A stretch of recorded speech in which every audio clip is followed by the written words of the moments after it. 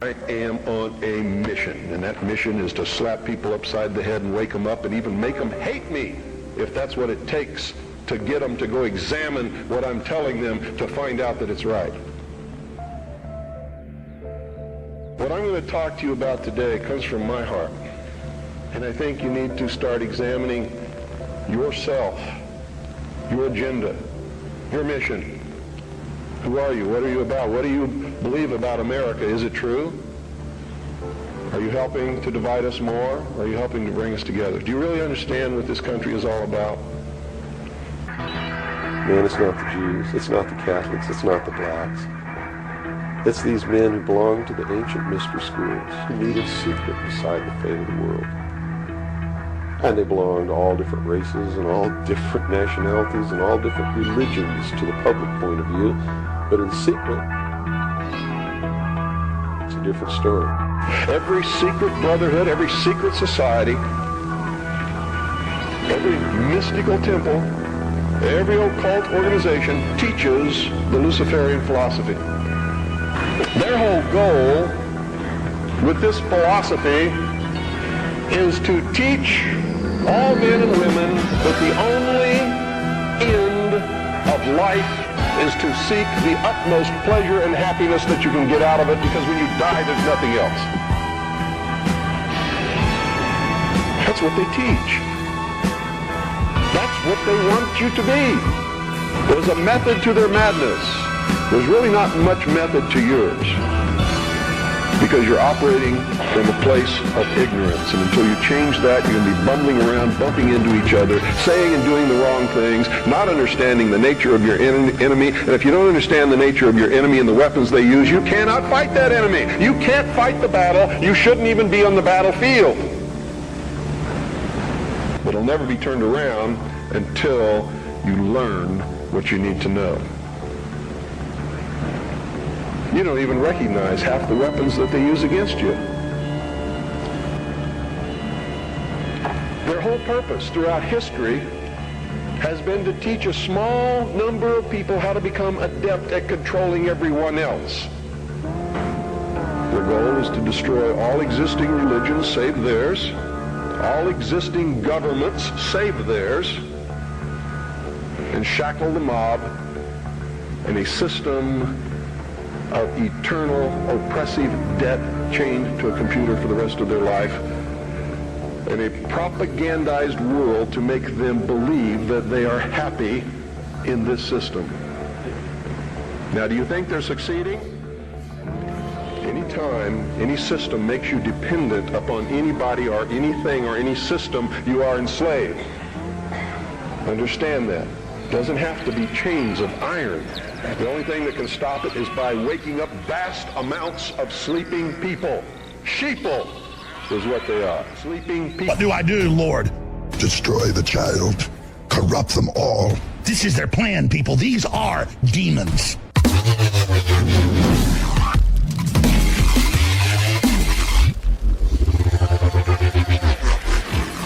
suck. There's too many of them. They're easier to kill when they're fetuses than when they're grown up.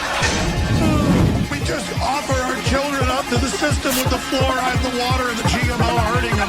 So what's wrong with the population? I mean, we're too many people. On infiltration instead of invasion. On subversion instead of elections.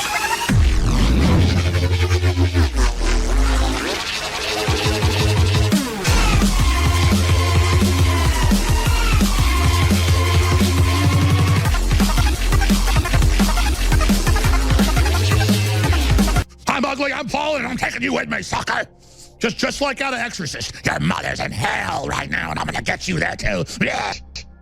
Just like the Bible says, it's basically an intergalactic invasion into this space through people. I'm telling you, it's what all the ancients said, it's what they warned of, it's what we're dealing with. They're demons. They're frickin' interdimensional invaders, okay? I'll just say it. This is the sigil of Lucifer. Right. That's definitely what this is.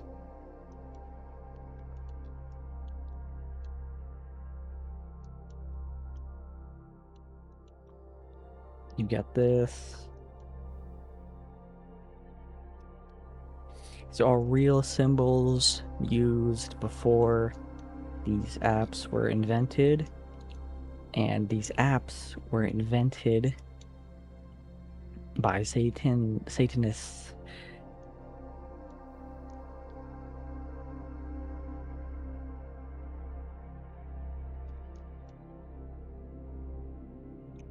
Right.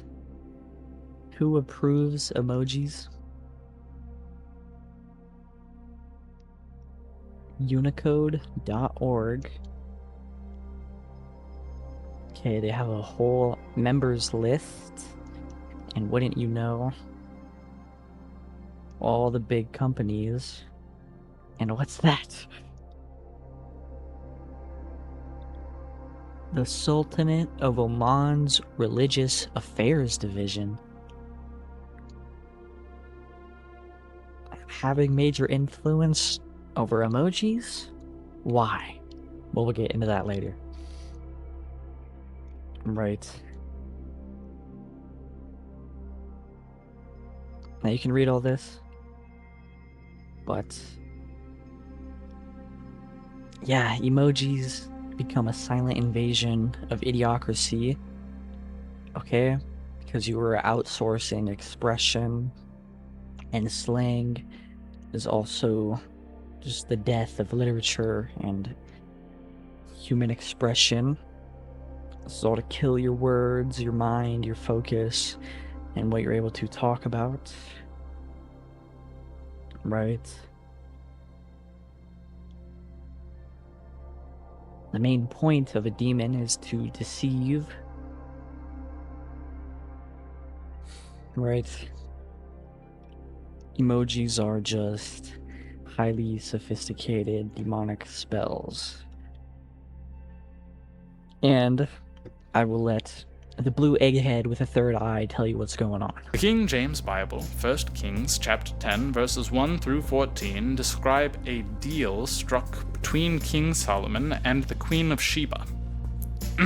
And when the Queen of Sheba heard the fame of Solomon concerning the name of the Lord, she came to him with hard questions. And Solomon told her all her questions. There was not anything hid from the king which he told her not. This riddling test is very peculiar. The queen has some secret knowledge which she wants to determine if King Solomon has as well, and the result sounds as though he proves to have even greater knowledge than she does. But knowledge concerning what? There is a grimoire that was published around 1650 entitled The Lesser Key of Solomon. The book claims to have been written by King Solomon himself, and the first section, the R Eicher, contains instructions for summoning 72 demons. These include magical seals necessary for uttering the demon's name and bringing it to the sorcerer's presence. The physical crafting of these seals is said to be one of the highest magical arts. Verse 10.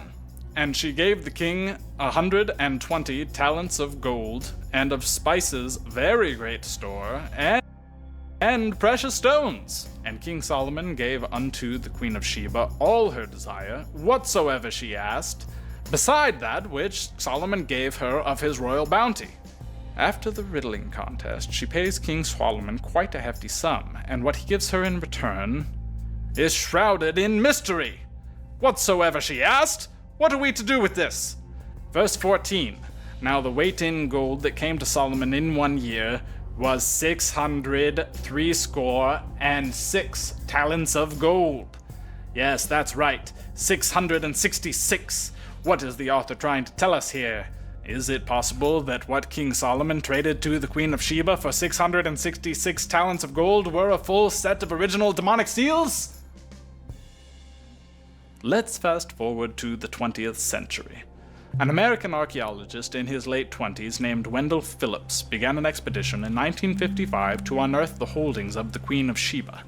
These included diverse archaeological sites in Yemen and, you may have guessed this one already, Oman. The local superstitious tribesmen tried to expel the intruder, eventually going so far as to raid his camp and abduct hostages. But something eventually caused them to reverse course on him.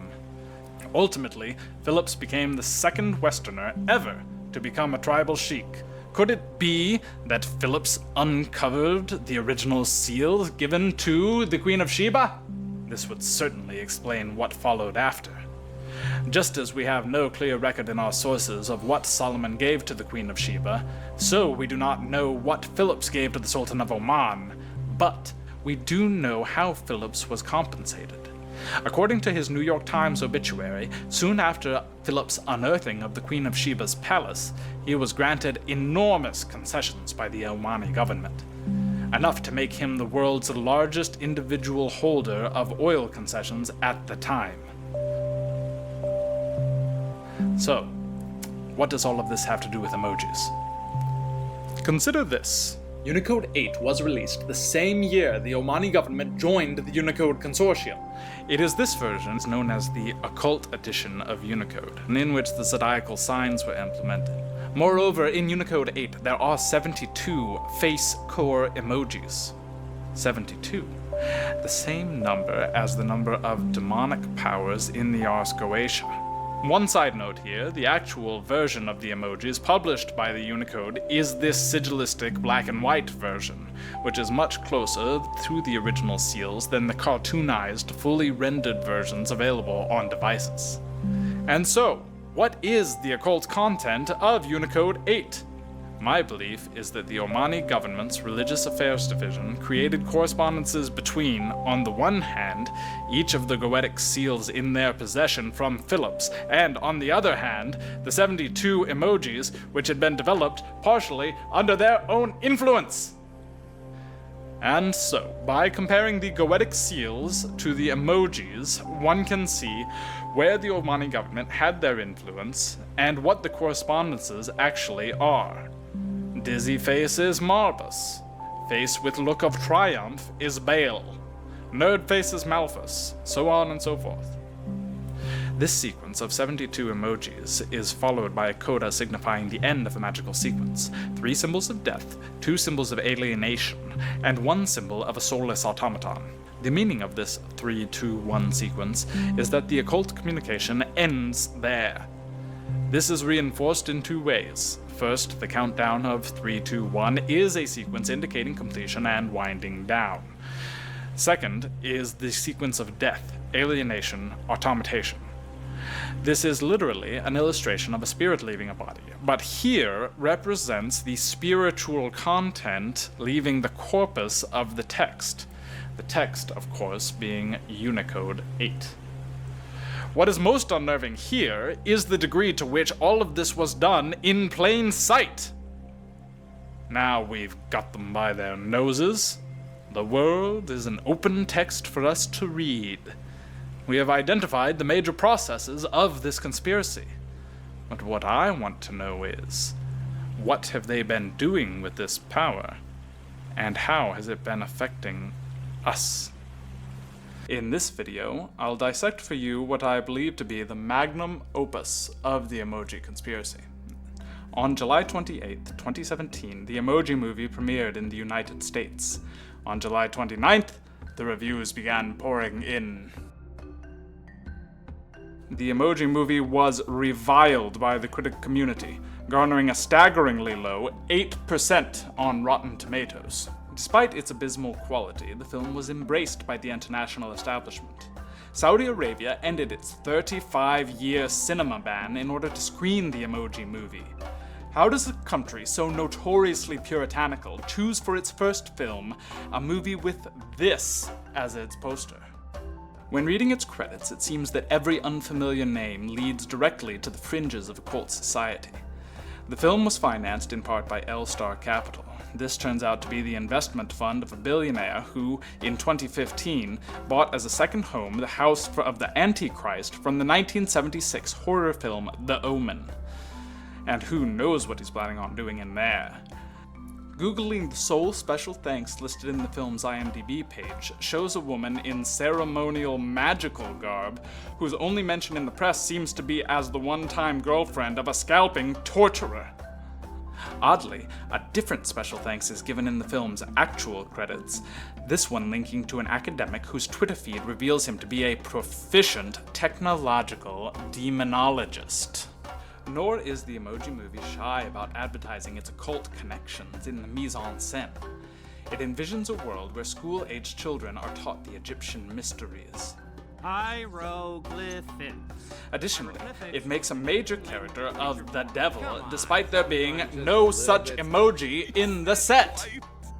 There is a purple devil and a red Oni, but this character is clearly and intentionally differentiated from either of those to make him fit more precisely the stereotypical devil character in Western pop culture. Allow me to summarize briefly the plot for the wise majority that avoided this film. A boy attempts to seduce a girl by sending her emojis. I gotta reply to Addie's text. But the emoji glitches. Inside the phone, the glitched emoji is in trouble. They're gonna fix me? Actually, delete you. But flees his punishment and attempts to unglitch himself. That's where we'll find the source code to reprogram you. The boy tries to fix his phone, but stops when he realizes that the girl liked the glitched emoji. Then all the emojis glitch in celebration. It is, on one of its lower levels, a primer for the youth on text message magic and practical demonology. But what else are we to make of this? There is a broad cross-cultural practice that I call ritual drama.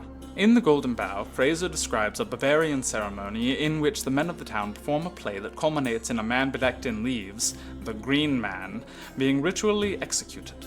This was intended to kill spring while it was still robust, thus triggering its robust rebirth the following year.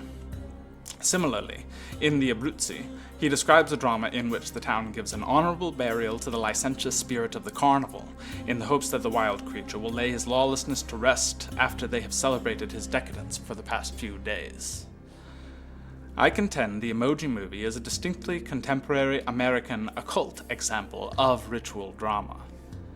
We already know that emojis have direct correspondences to specific goetic demons. I contend that the limited, intentional use of face emojis in this film contains an occult history of Silicon Valley and a prophecy concerning stock options, all packaged in a ritual drama intended to hammer at the chains that bind the demonic forces to their goetic seals.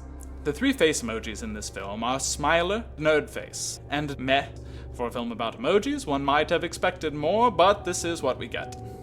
These three correspond to Agares, Malthus, and Botus. An important thing to understand about these demons is that, in addition to their seals, they all have specific qualities and offices. According to Livre d'Esprit, Agares is a duke whose principal office is hunting down missing persons. Malthus is a bird demon who builds high towers and strongholds, throws down the buildings of enemies, and brings together technicians from distant ports in the world. Botus is a fortune teller with big teeth and two horns who carries a bright and sharp sword. We are told in the film that I was the original emoji. Sloan Manuscript 3824 mentions Agares as a spirit who identifies treasure, and moreover describes a method for drawing Agares into a crystalline matrix. Could it be that the miniaturization specialists at Apple Computers infused their microchips with Agares' demonic essence in order to corner the massive cell phone market? Her profile as a finder of missing persons also makes her a convincing candidate as the force behind Facebook. The plot of this movie is typically infernal. Malthus is supposedly a lieutenant of Agares, but ends up aiding Botus in his overthrow, albeit in his bird form as the Twitter avatar. Are the filmmakers trying to tell us that the sorcerers at Twitter summoned Malthus in an attempt to throw down the towers of Facebook and Apple? This entity would also be particularly useful for his ability to summon technicians from around the world, a practice Silicon Valley is known to be in need and make frequent use of. Now we can finally deal with our third force, Botus. His minor function is to represent Bitcoin, a company whose stock undergoes the same contortions that does his character, and which his name nearly maps to anagrammatically. This function plays into the prophecy encoded into this movie, that if he, as Bitcoin, ever unites with the dispossessed hacker princess, Julian Assange, the latter would come into great fortune. This has already come to pass between the making of the Emoji Movie and the making of this video, doubtlessly acted upon by Mr. Assange as soon as he saw the film. But Meh's major function is not actually as Botus, but as a typical representative of the lower ranks of hell. Botus is listed as a mere earl in the Lesser Key of Solomon, and is virtually unknown in the other texts. The important thing about him here is that he is denying his profile. He is meant to hold the Meh face, but he emotes otherwise. Along similar lines, his functionality in the story has nothing to do with his traditional demonic profile of revealing past and future. In one of the most iconic scenes in the film, Agares is lecturing Botus that he must fill his profile and behave as expected when the sorcerers exploit him. She demonstrates this by taking on Botus' form, his 2 big horns, his big teeth, and pulling out his bright and shining sword. But Botus ignores her and persists in his heresy.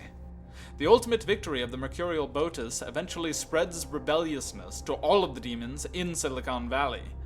The ending credits are an apocalyptic Saturnalia, with demons switching identities and perverting their very essences in an insane roundabout orgy of postmodern dissociation.